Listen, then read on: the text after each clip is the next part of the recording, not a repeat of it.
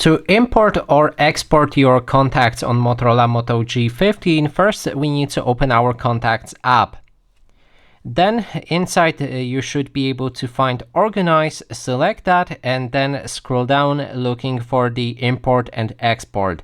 So how it works is if you click on the import, it will import your contacts from a file. If you have that file, then you'll be able to import them. Then there's the option to export your contacts into the file. So if you select that, you'll be able to then pick a contact and change the name for it and save it in your internal storage.